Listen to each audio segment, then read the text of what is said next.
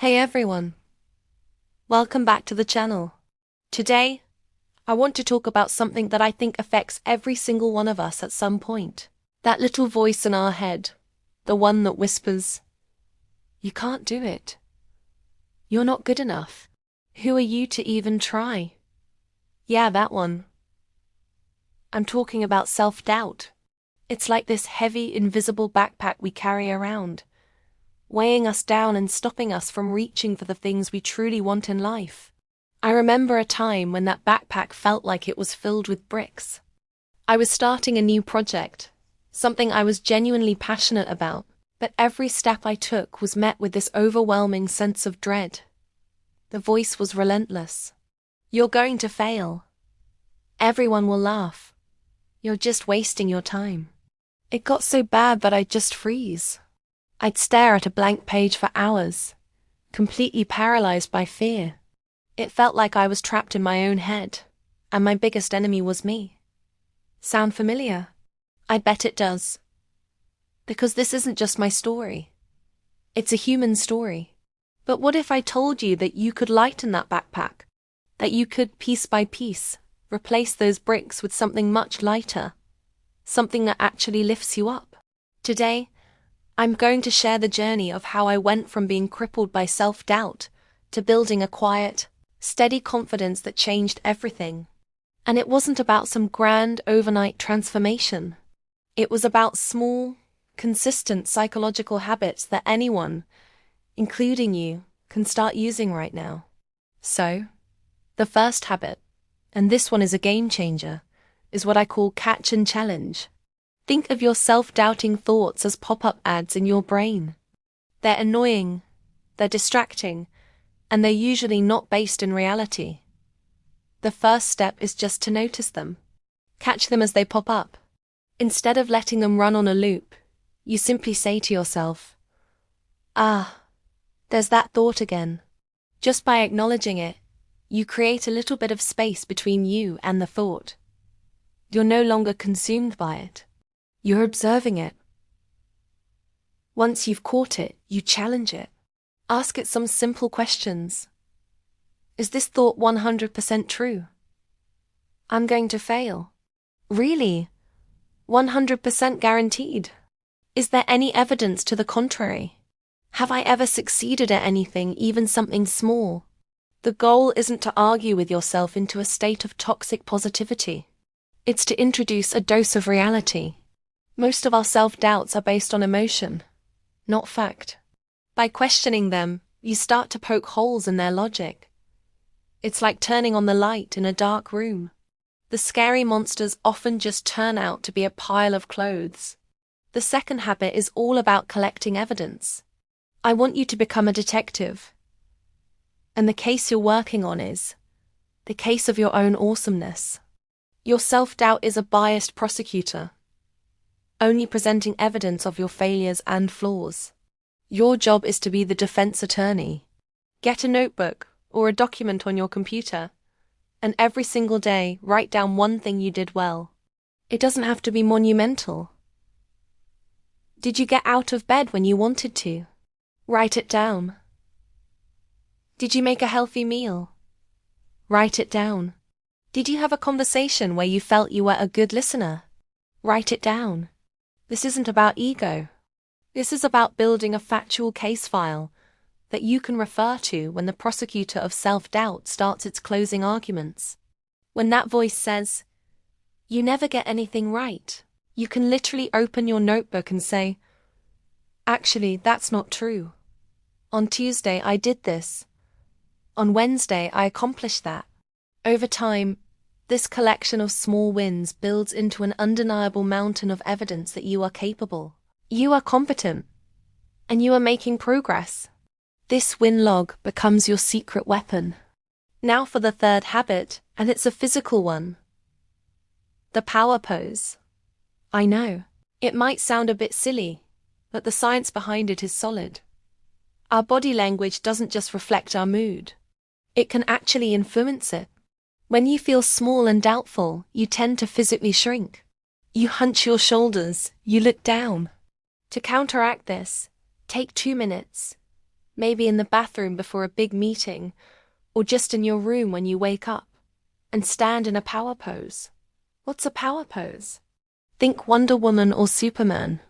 Stand with your feet apart, hands on your hips, chest out, chin up. Hold it for 2 minutes. Studies have shown that doing this can literally change your body's chemistry. It can decrease your cortisol, the stress hormone, and increase your testosterone, which is linked to confidence. You are tricking your brain into feeling more powerful. It's a physical hack for a psychological problem. You might feel ridiculous the first few times, but who cares? No one has to see you. The feeling of calm, assertive energy you'll walk away with is totally worth it. The fourth psychological habit is to shift your focus from outcome to process. Self-doubt thrives when we fixate on a huge, terrifying end goal. I have to land this massive client. Or, I need to get a perfect score. The pressure is immense, and it's easy to feel overwhelmed and give up before you even start. Instead, break it down. Forget the giant outcome for a moment and focus entirely on the very next step. Your goal isn't to write a book. Your goal is to write for 15 minutes today. Your goal isn't to get in shape. Your goal is to go for a 10-minute walk. By focusing on the process, the small, manageable actions, you build momentum. Every small step you complete is a win, which you can log in your evidence journal. Confidence isn't born from achieving the final goal. It's built in the trenches, through the daily, consistent effort of just showing up and doing the next right thing. The outcome will take care of itself if you take care of the process. Finally, the fifth and perhaps most compassionate habit. Practice self-compassion. You're going to have setbacks. There will be days when self-doubt wins a battle. You'll mess up. You'll say the wrong thing. You'll fail at something. In those moments, the self-doubt voice will come back with a vengeance, saying, "See? I told you so."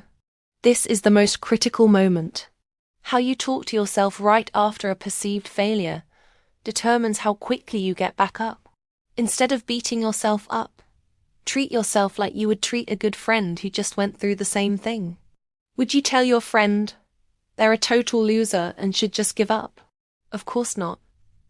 You'd say, "Hey, that was tough. What did you learn? Let's try again tomorrow." Offer yourself that same kindness. Acknowledge the disappointment, but don't marinate in it. Frame it as a learning experience, not a definition of your character. Self-compassion is the safety net that allows you to take risks, because you know that even if you fall, you'll be there to catch yourself with kindness, not criticism. So let's recap these 5 habits. 1.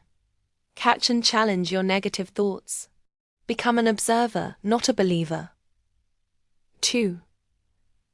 Collect evidence of your wins, no matter how small. Build your case file. 3. Use power poses to change your physiology and your mindset. Stand tall. 4. Focus on the process, not the outcome. Take it one small step at a time. And 5. Practice radical self-compassion, especially when you stumble. These habits aren't magic. They require practice. They are a workout for your mind. You wouldn't expect to get fit after one trip to the gym, and you won't erase a lifetime of self-doubt overnight. But by consistently practicing these small psychological shifts, you begin to rewrite the old neural pathways in your brain. You start to chip away at the weight in that invisible backpack. Slowly but surely, you'll notice a change. You'll hesitate a little less before speaking up in a meeting. You'll start that project you've been dreaming about. You'll look in the mirror and instead of seeing only flaws, you'll see a person who is trying, a person who is growing, a person who is worthy. The voice of self-doubt may never disappear entirely, but it will get quieter. And a new voice, one of quiet, steady, earned confidence, will begin to speak louder. That's the voice you want to listen to. That's the voice that will lead you to a life that feels authentic and full. If you've been struggling with self-doubt, please know you're not alone. And if your feelings are overwhelming, It's a sign of strength, not weakness, to seek help from a mental health professional. They can provide tools and support tailored just for you. Thank you so much for spending this time with me today. I hope these habits offer you a starting point. Try picking just one to focus on this week and see how it feels. Let me know in the comments which one you're going to try. And if you found this video helpful, please give it a like and subscribe for more content on living a more confident and intentional life. I'll see you in the next one. The next morning arrived quietly. The same soft grey light entered the room. The same still air rested around the desk. The same silence filled every corner. But something inside felt slightly different. Not stronger, not confident, just aware. The alarm rang. The hand moved slowly, as it always did. But this time, it didn't rush to turn it off. It paused. A small thought appeared again. Notice it. The sound of the alarm. The feeling in the chest. The slight heaviness in the body. For the first time, instead of reacting, there was just watching. And strangely, it didn't feel as overwhelming. The alarm turned off, no big victory. No sudden motivation. Just a quiet moment that felt lighter. The day began. The notebook was still on the desk, open to the page with the single word. Why? The hand reached for it again. This time, the movement felt a little less heavy. The pen touched the paper. Another word appeared under it. Thinking. Then another. Too much. The words were simple. Not perfect. Not impressive. But honest. And honesty felt different. That day, something small began. Not a big change. Not a dramatic shift. Just tiny actions. When a negative thought appeared, it wasn't pushed away. It was noticed. Oh, that's happening again. When hesitation came before doing something simple, there was a pause. Is this real, or just a habit? At first, nothing changed. The same thoughts came. The same doubts stayed. But now, they didn't feel as powerful, because they were being seen. Days passed slowly. Morning light. Quiet room. Open notebook. Each day, a few more words appeared on the pages. Short sentences. Simple thoughts. Questions. Why do I expect failure? Why do I assume the worst? Why do I stop before trying? The answers didn't come immediately, but something else did. Clarity. It started to become visible that the problem was not the world outside. It was the patterns inside. The repeated thoughts. The automatic reactions. The silent beliefs that had been running for years. And for the first time, those patterns were being observed, instead of followed. One afternoon, while sitting near the window, sunlight touched the page in a soft golden color. The room felt warmer than usual.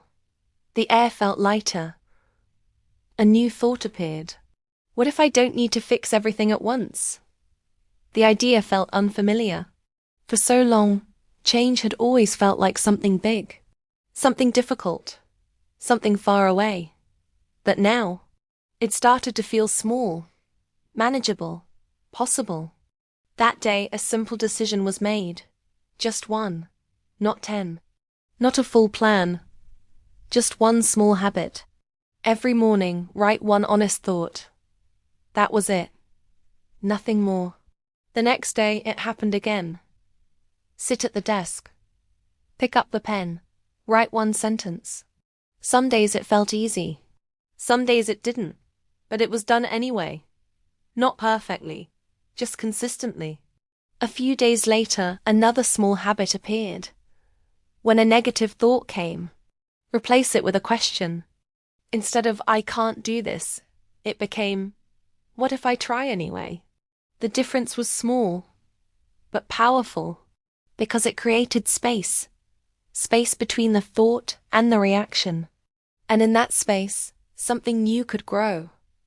Days turned into a quiet rhythm. Morning writing, noticing thoughts, asking questions. No pressure, no expectations, just small steps. Slowly, something began to shift. The mirror still showed the same face, but the eyes looked slightly different. A little more present. A little less distant. The room still looked the same, but it didn't feel as heavy anymore. Even the silence felt different. It no longer felt like something holding everything down. It felt like something peaceful. One evening, while looking through the notebook, something unexpected became clear. The first pages were filled with doubt, confusion, overthinking. But the recent pages, they felt different.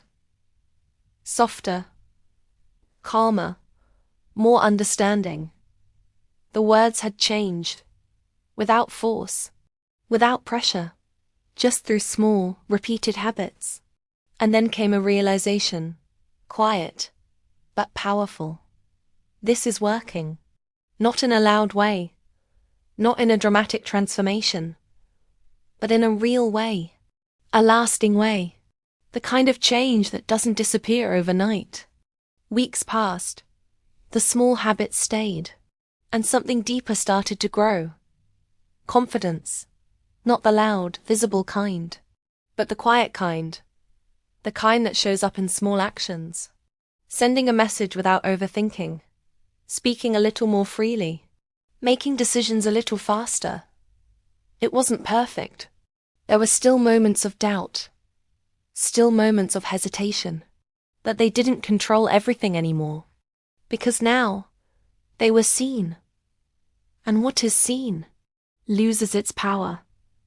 One morning the alarm rang again, but this time something felt different immediately. The hand moved faster. The body sat up without that heavy pause. The room looked the same, but it felt open. The notebook was picked up. The pen moved. And without thinking too much, a sentence was written. I trust myself more now. The words were simple, but they carried something deep, something that had been missing for a long time. Trust, not in the world, not in outcomes, but in self. That day, while stepping outside, the air felt fresh. The sky looked wider. Even the smallest sounds felt clearer. Nothing outside had actually changed, but everything felt different, because the inside had changed. And then came the final realization, the twist that had been hidden all along. There was no big moment, no sudden breakthrough, no single day that changed everything. It was never about one action. It was about small habits, repeated quietly, every day. 5 simple shifts, noticing thoughts, writing honestly, questioning negativity, taking small actions, staying consistent. That was all it took. The same person, the same room, the same life, but a completely different experience. Because the mind had slowly been rewired, not forced, not rushed, just guided. And in that slow process, self-doubt didn't disappear. It became smaller, quieter, less important. And confidence didn't appear suddenly. It grew. Step by step, thought by thought, day by day. That evening, the room was filled with a soft orange glow again, just like before. But this time it felt warm, alive, peaceful. The notebook rested on the desk, now filled with pages. Not perfect pages, but real ones. And that made all the difference. Because in the end, the biggest change was never visible from the outside. It was something only felt within. A quiet strength, a calm belief, a simple understanding that change was never far away. It was always there, waiting in the smallest habits, waiting in the quiet moments, waiting in the decision to try, just one more time. And maybe, if this story felt familiar, if even a small part of it felt like your own, then maybe your change doesn't need to start big either. Maybe it starts the same way, with one thought, one small habit, one quiet step forward. And if that step felt real to you, you already know what to do next.